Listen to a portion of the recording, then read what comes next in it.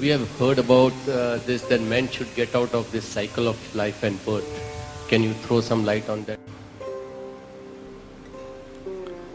So, putting an end to the cycle of birth and death, I always insist that you don't believe anything that is not yet your experience. It doesn't matter who says it. This does not mean disbelief. No, you don't know, that's all. Somebody tells you a story, you don't know whether it's true or it's not true. So even if I say something, don't believe this nonsense. But don't disbelieve it either. Just say, somebody is willing to sit in front of this many people and talk absolute nonsense, something that is totally absurd. Let me see what this is about. If you keep that much openness, the possibilities are alive in your life. If you believe it, you'll kill it. If you disbelieve it, you'll kill it. You understand? Death exists. Have you ever died, anyway? Did you ever die? No. Did you ever see a dead man? You did? Where, Pooja? Where did you see a dead man? Funeral, you saw dead men? Dead bodies you saw. Did you see a dead man? Did you? No, you did not see a dead man. You haven't experienced it, you haven't seen it. Or did you meet anybody who died and came back and told you, I died like this? No. You haven't died, you haven't seen one, nor have you met one. So from where the hell did you get this idea that you will die? Death is a fiction that too many people talked and made you believe. There is no such thing as death. There is only life, life and life alone, moving from one dimension to another, another dimension to another. So, when the physical body becomes too feeble or breaks up for some reason, either you crashed your car, or you drank too much and broke your liver, or you fell out of love and broke your heart, or you just became too old and feeble. When the body becomes unsuitable to sustain life for some reason, something is broken or something has become too weak to sustain. When the body becomes unsuitable to sustain life, life has to move on. So it does. So when you say somebody is no more, you're only saying they're no more with us. You're not saying they're no more, really no more. They're just no more with you, the way you knew them. So, when one leaves the body, for whatever reason, the fundamental reason is the physical body has become unsuitable to sustain and nourish life. When this happens, what will happen to that being? The physical body and the conscious mind goes. The discriminatory aspect of his mind is gone, but the content of his mind is not gone. Understand what I'm saying? The discriminatory choices are gone, but the content of his mind is not gone. So he still has the qualities, but he has no discrimination. So one thing that you need to understand is, when somebody dies, as you know, death today, it doesn't matter, he happens to be your father, your mother, your husband, your wife, your child, how dear a friend he was, it doesn't matter. The moment he leaves the body, he's got nothing to do with you. Because everything that he knew about you is physical, isn't it? When I say physical, not just of the body, of the mind and emotion. All that you know about that person and all that that person knows about you is either physical body or mind or emotion. All these things belong to the sphere of the physical. So when he leaves the physical, all the things are gone and there is nothing like me and my father, dead father. Once he's dead, he's not your father, he's over. So now, once the discriminatory mind is gone, he will only proceed according to his tendencies. This is the reason in India so much significance is given as to how a person dies, so that we can set up some kind of orientation to the tendencies with which he will flow. It doesn't matter how he lived, when the last moment comes, we'll say Ram Naam and this one and that one, whatever people know. But fundamentally the idea is to create some sense of awareness that he doesn't die in fear and greed and whatever else. Because that final moment of transition tends to become his quality in a big way. It becomes one of the major tendencies of his further progression. You can try this with your sleep tonight. That final moment when you're moving from wakefulness to sleep, that final moment when you're transiting from wakefulness to sleep, that last moment, if you can simply be aware, say if you can, but you will say, if you try to be aware, you will be awake. Only when you lose your awareness, you'll fall asleep. If you can manage awareness, something tremendous will happen.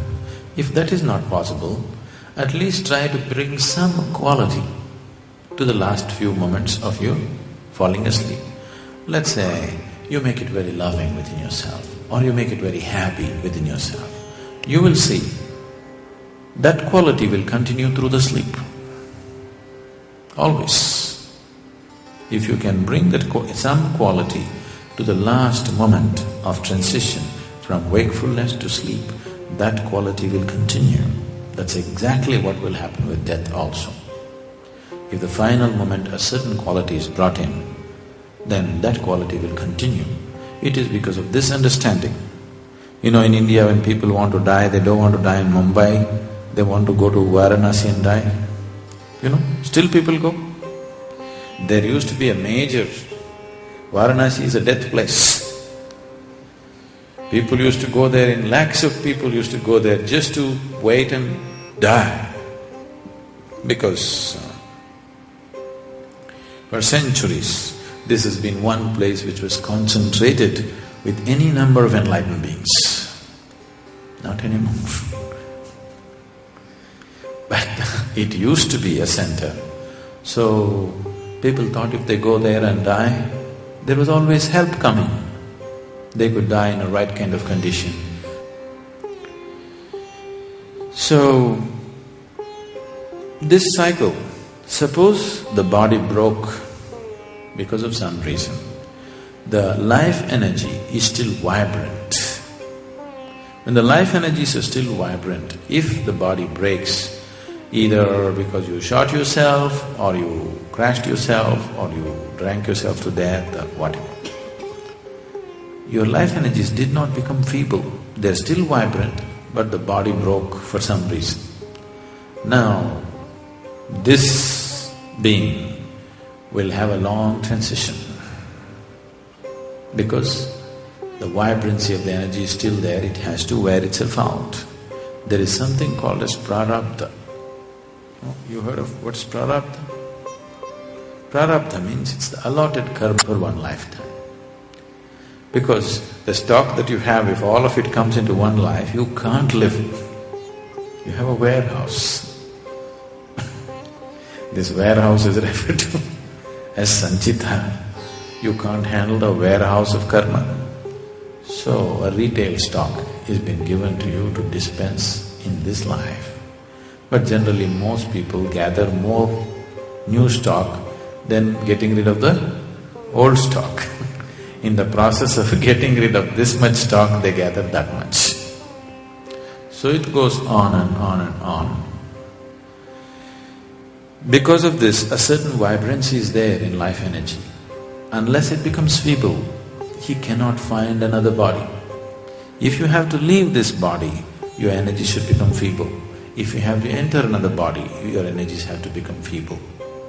This is what is referred to as samadhi, where you consciously lower the intensity of your life energy. You become so feeble that you can slip out of your body if you wish.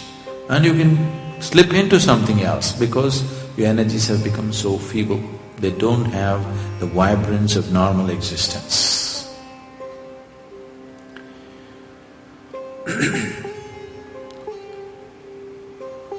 This could go on and on and on, simply because, not because you are under some punishment or reward, it is just nature, just finding its own cycle.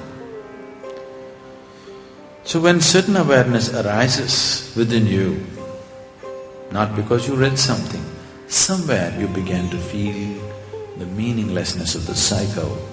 It's all nice, we're enjoying it, but just going on and on and on doesn't make sense. When that awareness comes, that is when you start talking about mukti. Mukti means you want to become free from the process of life and death, not because you're suffering. Suffering people cannot attain mukti. You are fine, you are joyful, but you have had enough of the kindergarten, you want to move on. However beautiful your school life was, don't you want to go to college? Yes, that's all. You have seen enough of it. Now you want to move on.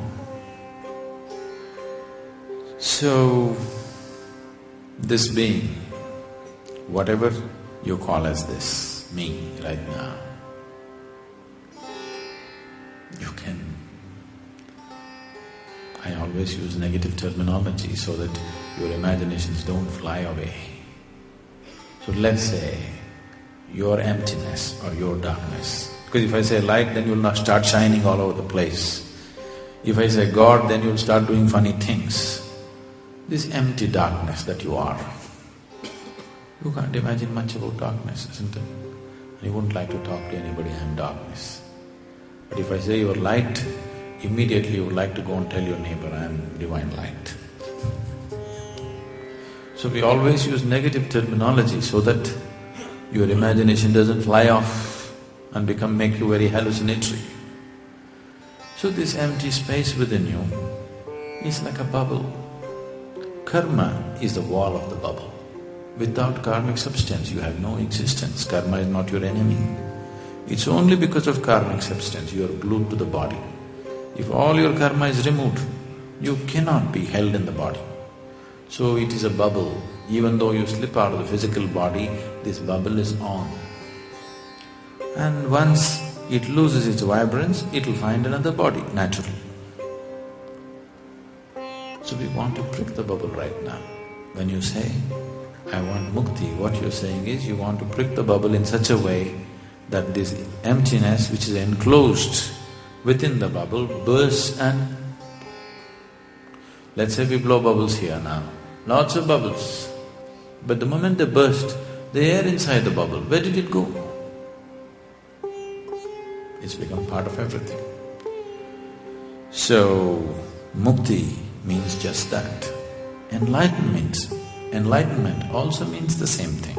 If you are not aware of this already, for most beings their moment of enlightenment and their moment of leaving the body is always same. Just a few who know the tricks of the body, who know the fundamental mechanics of the body, manage to retain the body for a certain period of time. Otherwise, moment of enlightenment and moment of leaving the body is same. For more on Mystics of India, click the subscribe button and subscribe to our channel. Press the bell icon on the YouTube app and never miss another update.